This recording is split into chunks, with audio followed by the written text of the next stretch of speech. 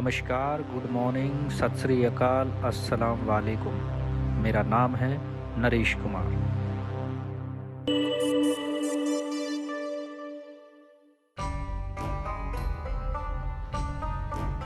कहते हैं हवा के अनुकूल चलने वाला जहाज़ कभी बंदरगाह नहीं पहुंचता।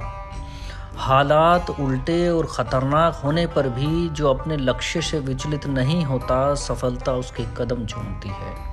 दुनिया की सबसे ऊंची पर्वत चोटी तक पहुंचने का सपना देखने की हिम्मत तंदुरुस्त लोगों की भी नहीं होती है। पर यह सपना देखा था एक पैर से विकलांग मगर बुलंद हौसलों वाली अरुणिमा सिन्हा ने। उसने अपने शरीर की इस कमजोरी को अपने मजबूत इरादों के मार्ग में आड़े नहीं आने दिया। उसने अपने आंसुओं को अपनी ताकत बनाया और एक छोटे से शहर से उठकर माउंट एवरेस्ट पर फतह हासिल की, और वो भी नकली पैर के साथ। अरुणिमा सिन्हा माउंट एवरेस्ट पे चढ़ने वाली पहली विकलांग लड़की है। महज 26 साल की उम्र में वह पद्मश्री अवार्ड से भी सम्मानित की जा चुकी है। यहाँ तक पहुँचने का सफ़र उसके लिए आसान नहीं रहा है। सुल्तानपुर के अंबेडकर नगर में रहने वाली अरुणिमा तब केवल 4 साल की थी जब उसके पिता की मृत्यु हो गई, जो आर्मी में थे। बड़ी मुश्किल से उसकी मां को स्वास्थ्य विभाग में सुपरवाइज़र की नौकरी मिली। अपनी बड़ी बहन के साथ अरुणिमा स्कूल जाने लगी, मगर उसका पढ़ाई से ज़्यादा खेलकूद में मन लगता था। उसे फुटबॉल और वॉलीबॉल खेलना पसंद था। वो खिलाड़ी बनना चाहती थी, इसलिए दुनिया की परवाह न कर अपने पैशन को उसने कायम रखा और फिर एक दिन नेशनल प्लेयर बन गई। कैरियर बनाने के लिए अरुणिमा एक दिन लखनऊ से दिल्ली के लिए निकली। वह पद्मावत एक्सप्रेस के जनरल कंपार्टमेंट में थी। 11 अप्रैल 2011 की काली रात आज भी अरुणिमा को पूरी तरह याद है। वो बताती है कि रात 1:30 बजे के करीब डब्बे में कुछ लुटेरे घुस आए और फिर चाकू की नोक पर लोगों को लूटने लगे। एक लुटेरे ने मेरी चैन छीननी चाही, किसी ने उसे रोका नहीं, पर मेरे अंदर की प्लेयर स्पिरिट ने इसका विरोध किया। मैंने उसका हाथ मरोड़ दिया। यह देख उसके साथी भी आ गए। एक ने मेरे गले पर हाथ डाला। मैंने गर्दन को झटका दिया तो उसके हाथ में चैन के बजाय शर्ट की कॉलर आ गई। लुटेरा मुझे कॉलर से पकड़कर घसीटते हुए दरवाजे के पास ले गया। तभी उनमें से एक ने मुझे लात मारी और ट्रेन से नीचे फेंक दिया। उसी समय दूसरी ट्रैक पर ट्रेन आ गई। मैं उससे टकराकर नीचे गिट्टियों पर गिर गई। दोनों ट्रेनें गुजरती रही। न जाने कितने पहिए मेरे पैर के ऊपर से गुजर गए। बाद में हाथ नीचे रखकर मैंने उठने का प्रयास किया तो देखा कि मेरा पैर कट चुका था। थाई को उठाया तो पैर जीन्स में लटक गया। बस थोड़े से मांस ने उसे मेरे शरीर से जोड़े रखा था। खून की धारा बह रही थी। दूसरे पैर की हड्डियां भी टूट चुकी थी। मैं पूरी रात ट्रैक पर पड़ी चिल्लाती रही। इतना चिल्लाई कि आंखों से दिखना भी बंद हो गया। रात भर पटरियों से ट्रेनें गुजरती रही। पटरी और मेरे बीच कुछ ही इंच का फासला था। मैं स्वयं को पटरी से दूर करना चाहती थी, पर इतनी ताकत मुझ में नहीं बची थी। ब्रेन कॉन्शियस था पर बॉडी में कोई मूवमेंट नहीं था। मैं बस यही सोचती रही कि खुद को कैसे बचाऊं। सुबह 7 बजे के करीब गांव वालों ने मुझे देखा तो उठाकर डिस्ट्रिक्ट हॉस्पिटल बरेली ले गए। वहां डॉक्टर आपस में बातें कर रहे थे कि हमारे पास तो एनेस्थेसिया के इंजेक्शन तक नहीं है और ब्लड भी नहीं है, इलाज कैसे शुरू करें। मैं देख नहीं सकती थी पर सब कुछ सुनाई दे रहा था। जाने कहाँ से मेरे अंदर हिम्मत आ गई और मैंने कहा कि सर, पूरी रात मैं ऐसे हालात में ट्रैक पर पड़ी रही हूँ। उस दर्द को जब मैंने बर्दाश्त किया है, फिर आप तो मेरे भले के लिए मेरा पैर काटेंगे, इसलिए मैं ये दर्द सह लूँगी। मेरी बात का असर हुआ। तुरंत डॉक्टरों ने मुझे खून चढ़ाकर बिना एनेस्थेसिया का इंजेक्शन लगाए मेरा पैर काट दिया। आज भी मैं उस दर्द को महसूस कर सकती हूँ।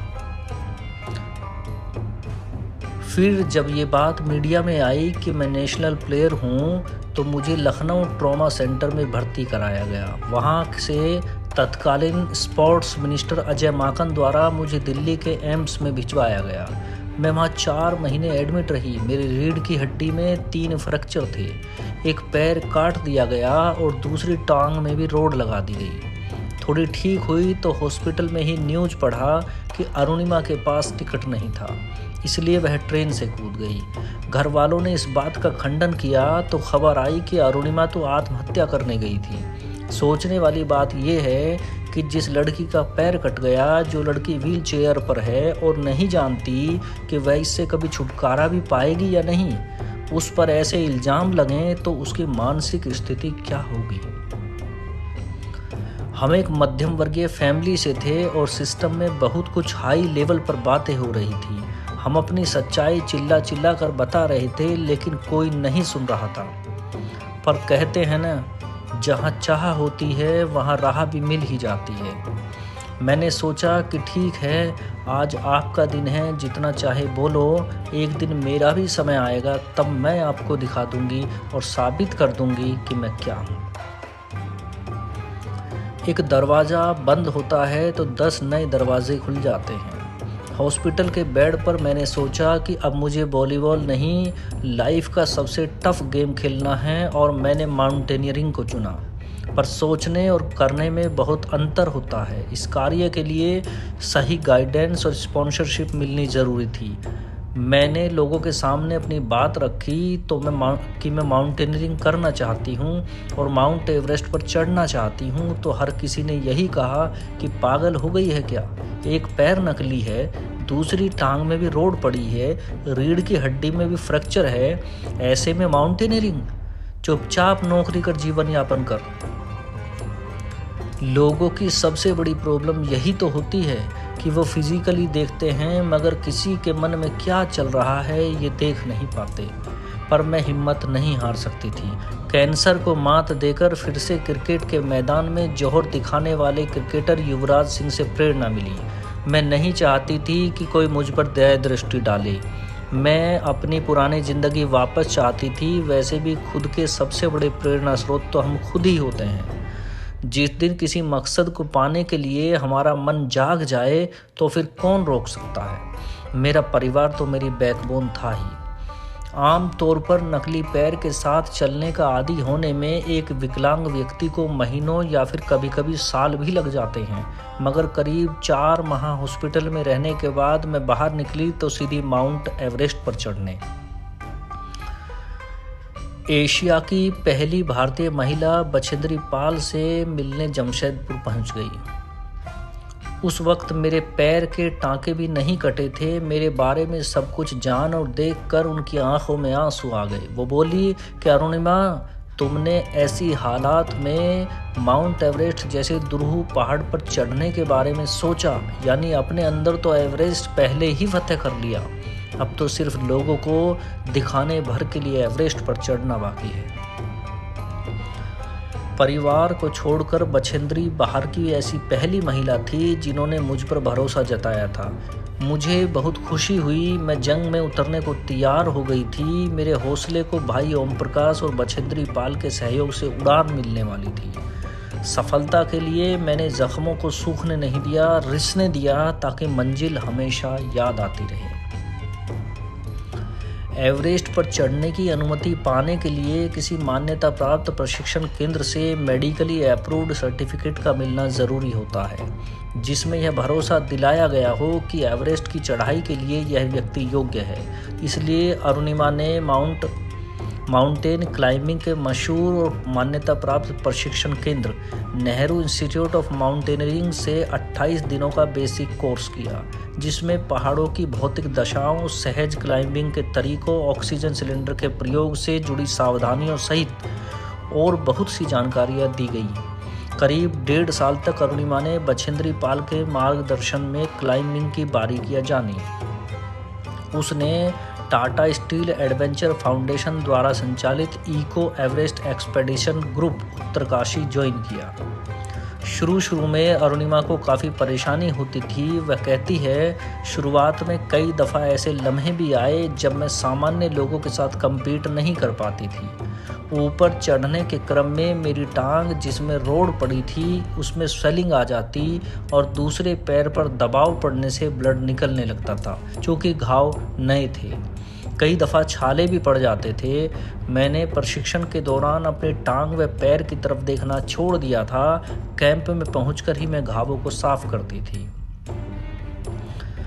एक समय वह भी था जब सामान्य लोग जो दूरी 10-15 मिनट में पूरी कर लेते हैं, मैं उसे पूरा करने के लिए 2-3 घंटों का वक्त लगाती थी। वजन लेकर चढ़ नहीं पाती थी, तब सोचती थी कि कहाँ तो मेरा सपना एवरेस्ट फतेह करने का है और कहाँ मैं उनके साथ कदम मिलाकर भी नहीं चल पा रही। फिर खुद से वादा किया कि एक दिन में इन सबसे ऊपर पहुंचकर दिखाऊंगी। मैं धीरे धीरे वजन उठाकर चलने लगी। पहले 1 किलोग्राम, फिर 2 किलोग्राम। धीरे धीरे मैं 14-15 किलोग्राम वजन उठाकर आसानी से आगे बढ़ने लगी। प्रशिक्षण के दौरान मुझे 35 किलोग्राम तक वजन उठाना था।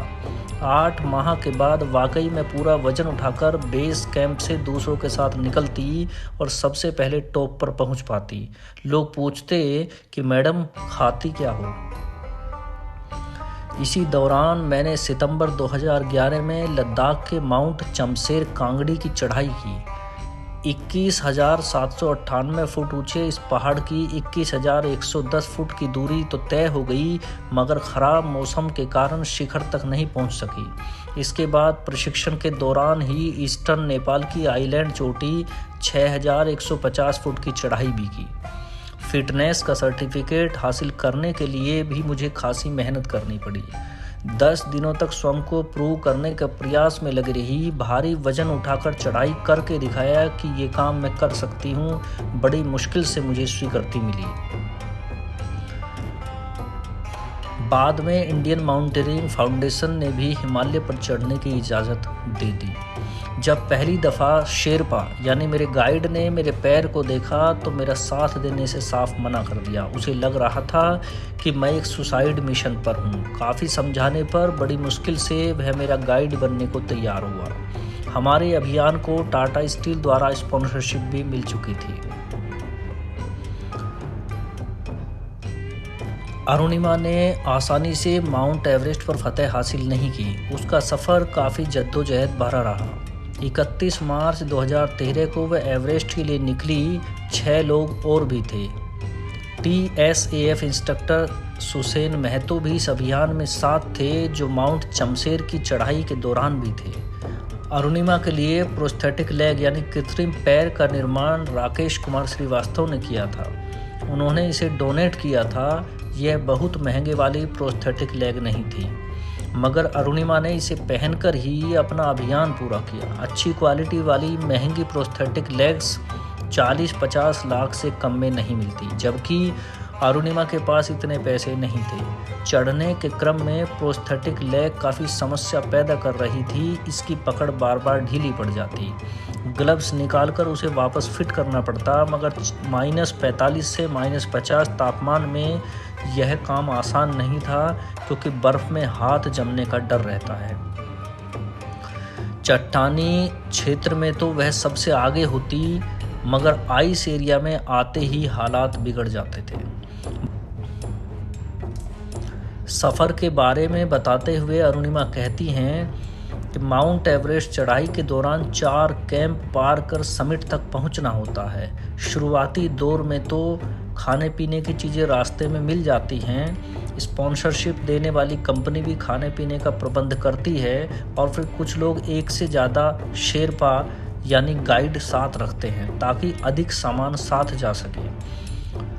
बेस कैंप जो कि 17,500 फुट पर है, वहाँ तक दिक्कत नहीं होती, मगर उसके बाद 11 से 15 दिनों का सफ़र अपने बल पर तय करना पड़ता है। आप कितना सामान उठा पा सकते हैं, यह आपको ही सोचना होगा। साधारणतया हमारे यहाँ ऑक्सीजन सिलेंडर 5 या 8 किलोग्राम के होते हैं, उनको उठाना ज़रूरी होता है। इसके अलावा 2-3 लीटर पानी, चॉकलेट्स, मेवा वगैरह भी रखना ज़रूरी होता है। एक बार के मिशन में 50 से 60 लाख तक का खर्च आ सकता है। कैंप 3 तक ज़्यादा खतरे की बात नहीं होती है, मगर उसके बाद की स्थिति खतरनाक होती है। साउथ कोल और समिट के बीच के हिस्से को डेथ जोन कहते हैं, जहां 26,000 फुट से ऊपर का एरिया होता है। यहाँ ऑक्सीजन की कमी होती है, जिससे क्लाइंबर का दम घुटने लगता है। इस क्षेत्र में यहाँ वहाँ डेड बॉडीज़ भी नज़र आती हैं। एक बांग्लादेशी क्लाइंबर जिससे मैं पहले कभी मिली थी, उसने मेरे सामने ही दम तोड़ दिया। यही नहीं, वहाँ अन्य डेड बॉडीज़ भी नज़र आ रही थी। अपनी आंखों से यह सब देखना और डेड बॉडीज़ को लांघ कर आगे बढ़ना आसान नहीं होता है। मैं भी डरने लगी कि कहीं मेरी ऑक्सीजन भी ख़त्म ना हो जाए और मेरी भी यही स्थिति ना हो जाए। मगर मैंने तुरंत फिर से अपना हौसला दृढ़ किया कि नहीं, समिट पर पहुंचकर मुझे ज़िंदा लौटना है। फिर जैसा आप सोचते हैं, शरीर भी वैसा ही काम करने लगता है। मैं आगे बढ़ी। हिलरी स्टेप के पास जब चोटी बिल्कुल करीब होती है, शेरपा मुझे रोकते हुए बोला कि ऑक्सीजन ख़त्म होने वाली है, वापस चलो, जिंदा रही तो फिर ट्राई कर लेना। पर मैं अड़ गई और बोली कि नहीं, जीवन में गोल्डन चांस कभी कभी ही मिलता है और उसे पकड़ कर रखना पड़ता है। मुझे याद आने लगा जब माँ ने एक दफ़ा मुझसे कहा था और मुझे समझाया था कि ज़िंदगी में कभी कभी ऐसे हालात भी आते हैं जब फैसला सिर्फ आपका होता है। जहाँ भी हो, खड़े होकर हल्का सा पीछे देखना और सोचना कि तुम एक एक कदम चलकर यहाँ तक पहुँची हो। सिर्फ अपना एक कदम आगे बढ़ाना और देखना कि तुम कुछ देर बाद टॉप पर होगी। यह बात वीडियो की तरह मेरे दिमाग में चल रही थी और आंखों के आगे सिर्फ एवरेस्ट का टॉप था। मैंने तय किया कि मुझे आगे जाना ही है। मैं आगे बढ़ गई और करीब 1.5 घंटे बाद मैं टॉप पर थी। इतना ही नहीं, आज भी मैं जितनी बार बोलती हूँ, वह एहसास मुझे महसूस होता है। हर तरफ बर्फ़ की सफ़ेद चादर नज़र आ रही थी। दिन के 10:55 हुए थे। 21 मई का दिन था। मैंने तिरंगा फहराया और फिर अपने आदर्श विवेकानंद की कुछ तस्वीरें लगाई। मेरा मन कर रहा था कि मैं ज़ोर ज़ोर से चिल्लाकर कहूँ कि मैं आज टॉप ऑफ द वर्ल्ड पर हूँ। उन लोगों को जो सोचते हैं कि लड़की, उस पर मिडिल क्लास, उस पर भी विकलांग, या वो लोग जो एक बार हार कर दोबारा लड़ना नहीं चाहते, उनसे चिल्ला चिल्ला कर कहूँ कि आप सब कुछ कर सकते हैं। विकलांगता दिमाग से होती है, शरीर से नहीं। यदि दिमाग से विकलांग हैं तो नॉर्मल होकर भी आप कुछ नहीं कर सकते। मैंने शेरपा से कहा कि फ़ोटो खींच लो। उसने कहा कि अरुणिमा जल्दी चलो, ऑक्सीजन ख़त्म हो जाएगी। किसी तरह उसने एक फ़ोटो खींचा। मैंने उससे फिर से इशरार किया, फिर से विनती की कि भाई एक वीडियो भी बना लो। 8,848 मीटर की ऊंचाई पर जब ऑक्सीजन ख़त्म हो रही हो, ऐसे में मेरा यह कथन सुनकर वो चिल्ला पड़ा कि पागल हो गई है क्या तू मर, यहाँ मैं जा रहा हूँ। पर मैं अपना जुनून कैसे छोड़ती। मैं तो 4-5 जोड़ी बैटरी, 2 कैमरे वगैरह लेकर पूरी तैयारी से आई थी। मैं जानती थी कि यदि मैं ज़िंदा वापस नहीं गई तो भी मेरा यह वीडियो मेरे देश तक पहुँचे। 11 अप्रैल 2011 को मेरा एक्सीडेंट हुआ था और 21 मई 2013 को मैं टॉप ऑफ द वर्ल्ड पर थी। कैसे? मजबूत इरादों से। दिलो दिमाग में यह लक्ष्य जुनून बनकर छा गया था। सोते जागते, उठते बैठते सिर्फ माउंट एवरेस्ट चोटी दिखती थी। किसी लक्ष्य के प्रति पागलपन ही आपको सफलता दिलाता है। खैर, उसने नानुकर करके मेरा वीडियो बनाया। अब शेरपा ने कहा कि जल्दी नीचे भागो अरुणिमा। 10:55 हो रहे थे। 11 बजे के बाद कोई अटेम्प्ट करता है तो उसे सुसाइड अटेम्प्ट कहते हैं। मैं तेज़ी से नीचे चली। मुश्किल से 50 कदम ही चली थी कि मेरी ऑक्सीजन ख़त्म हो गई। वैसे भी ज़्यादातर मौतें नीचे आने के वक्त ही होती हैं। आप अंदाज़ा लगा सकते हैं कि क्या हालात रहे होंगे। एक पल ऐसा भी आया जब मैं सांस ना ले पाने की वजह से तड़प रही थी। मैं बर्फ़ मुंह में दबाकर सांस लेने का प्रयास करने लगी। तब शेरपा ने कहा कि मुझे यकीन नहीं था तू एवरेस्ट फतेह कर पाएगी, मगर तूने किया। तो अब मैं चाहता हूँ कि तू जिंदा वापस भी पहुँचे। चल अरुणिमा, उठ खड़ी हो जा। पर मैं नीचे गिर गई। चाहकर भी खड़ी नहीं हो पा रही थी, दम ही नहीं था। फिर मैंने पॉजिटिव सोचा कि जब मैं रेल के ट्रैक पर 7 घंटे पड़ी रही, 49 ट्रेनें आई गई, फिर भी मैं जिंदा बची तो ज़रूर कोई न कोई इतिहास रचना है मुझे। तभी जिंदा बची हूँ, तो फिर हिम्मत कैसे हार सकती हूँ। संयोग देखिए कि उसी वक्त एक ब्रिटिश क्लाइंबर ऊपर से नीचे आ रहा था। उसके पास 2 ऑक्सीजन सिलेंडर थे, पर मौसम ख़राब होने की वजह से उसने एक सिलेंडर जो आधा था उसे फेंक दिया और दूसरे के साथ नीचे लौटने लगा, क्योंकि भारी वजन के साथ नीचे उतरना भी कठिन होता है। शेरपा ऑक्सीजन सिलेंडर को उठा लाया और मुझे लगा दिया। वह मुझे लकी बोलने लगा, मगर मैं लक से ज़्यादा कर्म पर विश्वास करती हूँ। मैं मानती हूँ कि लक उसी का साथ देता है जिसके अंदर जीने का जज्बा हो, वरना बहाने ही बहाने। शायद मैं भी बिना माउंट एवरेस्ट फतेह किए लौट आती और कह देती कि ऑक्सीजन ख़त्म हो गई थी, तो कोई मुझसे पूछने नहीं आता। लेकिन क्या मैं स्वयं को समझा पाती? खैर, मैं बहुत खुश थी। हील मार कर नीचे आ रही थी कि तभी मेरा नकली पैर पूरा निकल गया। एवरेस्ट पर तापमान -60 डिग्री तक डाउन हो जाता है। इस ठंड में मेरा हाथ नहीं हिल रहा था, पैर पहले से कटा हुआ था। दिमाग में यह बात आई कि कहीं अब हाथ भी काटना पड़ा तो क्या होगा। 3 स्टेज हुआ करती हैं, रेड, ब्लू, ब्लैक। हाथ रेड हो चुका था, ब्लैक होने पर काटना पड़ता। मैंने यह बात शेरपा से कही तो वह बोला कि हम जितना नीचे जाएंगे उतना अच्छा होगा, मगर मेरी तो आंखों में आंसू ही आ गए थे। फिर मैंने सोचा कि रोने धोने से कुछ होगा नहीं, इसलिए फिर तुरंत आंसू पोंछ लिए। इसके बाद मैंने एक हाथ से रोप को पकड़ा और दूसरे हाथ से नकली पैर को, फिर घिसट घिसट कर चलना शुरू किया। कुछ दूर आने पर रोक मिला, उसमें घुसे, पैर को खोलकर सही किया, फिर नीचे चली। कैंप 4 से समिट की दूरी 3500 फुट है और इसे पार करने के लिए लोग 16 से 17 घंटे का वक्त लेते हैं, लेकिन मुझे 28 घंटे लगे। हर किसी ने मान लिया कि अरुणिमा जिंदा नहीं लौटेगी, पर मैं जब वापस साउथ पोल पहुंची तो सबके चेहरे खिल उठे। यह कहानी है उस हौसले की जिसने नामुमकिन को मुमकिन कर दिखाया। अरुणिमा ने यह साबित कर दिया कि एक लड़की कोई फैसला कर ले तो फिर उसे आगे बढ़ने से कोई रोक नहीं सकता।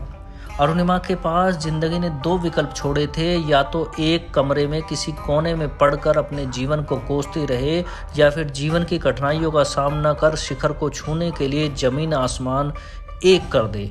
अरुणिमा ने दूसरा विकल्प चुना और नतीजा सामने था, वह टॉप ऑफ द वर्ल्ड पर थी। मिशन 7 समिट्स अभियान के तहत अब तक अरुणिमा एशिया, अफ्रीका, यूरोप और ऑस्ट्रेलिया की सबसे ऊंची चोटियों क्रमशः माउंट एवरेस्ट, किलिमंजारो, कोसी यूज़को तक पहुंच चुकी है। अभी 3 देशों की चोटियां फतेह करना बाकी है। इस अभियान के अगले चरण हेतु अरुणिमा स्विट्जरलैंड ट्रेनिंग के लिए जा चुकी है, ताकि साउथ अमेरिका का माउंट एंकोकागुआ फतेह करने निकल सके। उसके इस अभियान को आर्लिकॉन टेक्सटाइल्स इंडिया प्राइवेट लिमिटेड द्वारा स्पॉन्सरशिप भी मिल चुकी है। Thank you.